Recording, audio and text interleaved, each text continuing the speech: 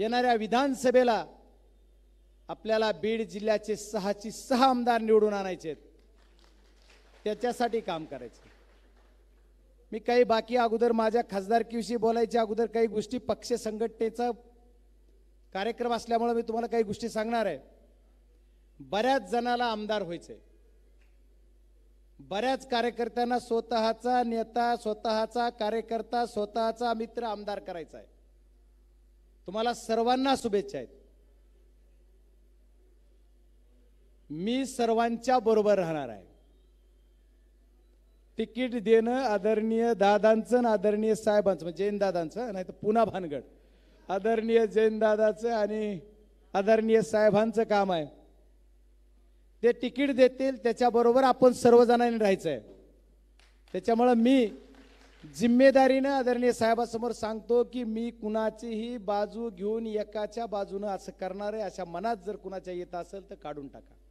मी पक्षासोबत राहून पक्षाचे 6 आमदार निवडून आणण्यासाठी तुम्हाला आम्हाला सर्वांना काम करायचंय। त्याच्यामुळे पक्षाने पहिल्यांदा आदरणीय जयंतदादांना माझी विनंती आहे की पहिल्या 6 जागा आपल्या आहेत का एवढं आम्हाला क्लिअर सांगा, म्हणजे आम्ही तिथून पुढचा कार्यक्रम करतो। 6 जर जागा आपल्या असतील तर आम्ही 6 जागा आम्हाला मिळणार आहेत, अशाच पद्धतीने आज काम करतोय। त्याच्यामुळे कारण आपल्याकडे पहिल्या 6 जागा आपणच लढलेल्या आहेत। परळी असेल 4 आमदार आपले आहेत आणि म्हणजे त्याच्यातले 3 सोडून गेले, एक आपल्यासोबत आहेत आणि जे दुसरे पडले तिथं सुद्धा आपण राष्ट्रवादी काँग्रेसनीच जागा लढवलेल्या आहेत। त्याच्यामुळे 6 जागा तशा मागच्या वेळेस आपण लढलेल्या असल्यामुळे त्या आपल्याच असल्या पाहिजेत आणि आपल्या राहतील अशी अपेक्षा करू। पक्षाच्या बाबतीत ज्या लोकांना आमदार व्हायचे त्यांना सर्वांना एकदा पक्षाने तिकीट डिक्लेअर केल्याच्या नंतर आम्ही कुणाला बंधन घालणार नाही। जसं आमच्या भैयानी आम्हाला सांगितलं कुणालाही भेटा, आम्ही कुणालाही भेटलो, ज्याला भेटायचं त्याला भेटा आणि ज्याचे मतं घ्यायचे त्याचे घ्या। त्याच्यानंतर ज्यांनी मतं केले त्यांना बी जाऊन भेटलो तुमचे आभार म्हणून। पण पक्ष जो काम देईल आणि जी सांगेल तेच काम मी करणार आहे। त्याच्यामुळे भेटणार आणि पक्षाच्या वेळेस लोकसभेची समीकरणं वेगळे असतात, विधानसभेची समीकरणं वेगळे असतात। आपल्याला 6 आमदार आणायचेत म्हणून आपण हवेत जाऊनही चालणार नाही। आपण लोकसभेला निवडून आलोत म्हणून सोडून चालणार नाही। आता लोकसभा आली, आता काही अडचण नाही। आता आम्हाला ह्या मतदारसंघात एवढी लीड झाली, त्या मतदारसंघात एवढं मायनस झालं, काही नाही। आता परळीच्या बाबतीत फुलचंद भाऊ बोलले, ताई पण बोलल्या, 75,000 मायनस झालो असलो तरी सुद्धा परळीचा आमदार आपलाच निवडून येणार, ही खुणगाठ तुमच्या आमच्या सर्वांना आहे। आपल्याला सर्वांना एखाद्या मतदारसंघामध्ये आपण मायनस झालोत म्हणजे तिथं आपली ताकद नाही असं नाहीये, तिथं काय झालंय तुम्हाला आम्हाला सर्वांना माहित आहे। आणि लोकसभेच्या निवडणुकीमध्ये कोण काय केलंय हेही मला माहित आहे। त्याच्यामुळे पक्षाच्या जवळ जाऊन पक्षाच्या कानात बोलून चालणार नाहीये।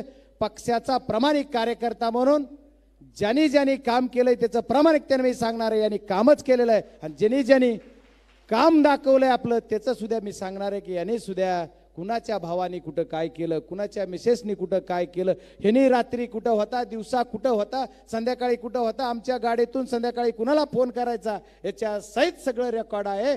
आणि एवढंच नाही तर काउंटिंगला गेलो असताना सुद्धा चार्ट घेऊन मध्ये आलतो का नाही, सकाळी 6:30 ते रात्री 10:30 पर्यंत त्या चार्टवर या भूतवर मतदान किती पडणार आहे हे लिहिलेलंच होतं आणि तसंच पडलं।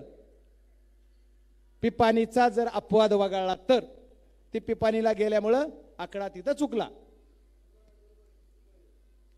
माझ्या दृष्टीने मी जेवढे आकडे लिहिले तशाला तसे मतं झाले, त्याला साक्षीदार जी मध्ये होते ते सर्वजण आहेत। हे म्हणायचे सर्वजण म्हणायचे यांनी काय केलं, पण ज्यांनी त्या पद्धतीने तुम्ही सर्वांनी साथ दिली त्याच्यामुळे आपण डोकं लावलं। त्याच्यामुळे प्रत्येक गोष्टीमध्ये काम करताना ती माझी निवडणूक होती म्हणून तुम्ही लढलात, आता जी माझी 6 उमेदवार लढणार आहेत मी उमेदवार आहे म्हणून मी तुमच्या सोबत राहणार आहे।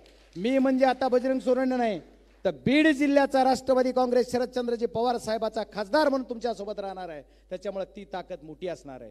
त्यावेळेस आपल्याला कोणाला फोन करायचा, जसं आता भाईने सांगितलं की आमचा एसपी साहेब काय करतात, आमचे कलेक्टर काय करतात, आमचे एसडीएम काय करतात, आमचे डीवायएसपी काय करतात, आमचा पोलीस निरीक्षक काय करतो, याच्या सर्वांच्या बाबतीत आदरणीय साहेबांना जयंतदादांना सर्वांना माहीत आहे. हे निगेटिव्ह बातम्या पसार करण्यामध्ये किंवा पसरवण्यामध्ये माहूर असणारे कोण आहेत? भारतीय जनता पार्टीचे लोक. आणि त्यांच्यासोबत आता जे गेलेत तेही त्याच पद्धतीचे त्याच वृत्तीचे, त्यांना सहनच होईना. बीड जिल्ह्याचा खासदार शरदचंद्रजी पवार साहेबाचा होऊ शकतोय आणि झालाय, हे मान्यच करायला तयार नाहीत. आता तरी मान्य करा. 2 महिने झाले मी शपथ घेतली, आढावा बैठका घेतोय, खासदाराचं काम जिल्ह्याला दाखवतोय, प्रत्येक तालुक्याला प्रत्येक ब्लॉकला जाऊन खासदाराला तो अधिकार आहे ही या बीड जिल्ह्यातल्या जनतेला दाखवतोय. इथून मागच्या 15 वर्षाच्या काळात काय झालं? 15 वर्षाच्या काळात कुठल्या एखाद्या खासदारानं जाऊन एखाद्या तालुक्याला ब्लॉक लेवलला बैठक घेतली असं दाखवा. आणि आज एक पोस्ट टाकली जाते, आज कुठंतरी रेल्वेवर बोललं जात आहे. आदरणीय पालकमंत्री महोदयांना माझी विनंती आहे, तुम्ही आज बोलताय, गेली 5 वर्ष झालं तुम्ही पालकमंत्री आहात आणि तुमच्याच भगिनी 10 वर्ष झालं खासदार होत्या, त्यावेळेस रेल्वेचं बोला. आज मी सक्षम आहे. बीड जिल्ह्याच्या जनतेने मला निवडून दिलंय, त्या जनतेचा सेवक म्हणून मी काम करायला नक्कीच सक्षम आहे. आणि बीड जिल्ह्याची रेल्वे मी शपथ घ्यायच्या अगोदर मीटिंग घेतली, भाई आपण घेतली का नाही? शपथ नंतर अगोदर काम. आणि रेल्वेची बैठक घेतली 18 तारखेला, 18 जूनला. आणि त्या बैठकीमध्ये त्यांनी सांगितलं की 31 पर्यंत आम्ही एक गाव सांगितलं इथपर्यंत आम्ही कंप्लीट करून देतो, त्याच्या पद्धतीने कंप्लीट करण्याचं काम चालू आहे. हे रेल्वेचं काम फास्ट कसं सुरू झालं की यांच्या पोटात दुखायला लागलं. आणि हे काय म्हणतात मग आता, रेल्वेला आम्ही एवढं बजेट दिलं.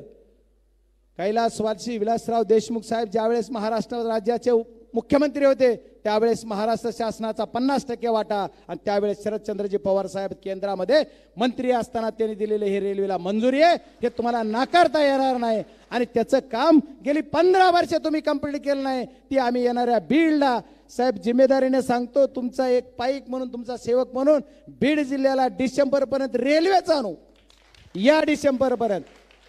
कारण याच्या पद्धतीने याच्यासाठी फंड्स उपलब्ध आहेत, पैसा उपलब्ध आहे. फक्त कॉन्ट्रॅक्टर यांना भेटला नाही म्हणून करू दिलं नाही का काय मला कळालं नाही साहेब, सगळं आहे. आणि कुणीतरी पोस्ट केली काल जे माझी झालेत की आमच्या बजेटमध्ये रेल्वेला एवढे पैसे मिळाले. तुमचा खासदार जिवंत आहे ना, मी बजेट अर्थमंत्र्याला पत्र दिलेत माझ्या रेल्वेला कमी पडलेला पैसा द्या. मग आताच्या बजेटमध्ये तुमचा काय संबंध आहे? 10 वर्ष बजेट गेलं तवा काय करत होतात, तवा कुठं काम करीत होतात हे सांगितलं पाहिजे. आज या जिल्ह्यामध्ये अतिवृष्टी झाली आष्टी तालुक्यात, पालकमंत्र्यांनी काय एखादं स्टेटमेंट केलं, आदेश दिला? माझ्या धारूर तालुक्याला मागच्या वेळेस गारपीट झाली इलेक्शन मध्ये, मी ज्यावेळेस गेलो त्याच्यानंतर पालकमंत्री येतात, वराती मागं घोड.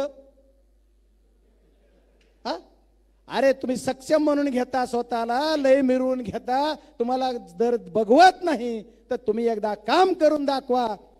या आष्टी मतदारसंघातल्या सुद्धा पंचनामा झाले पाहिजेत अशा अधिकाऱ्यांना सुद्धा सूचना दिल्यात.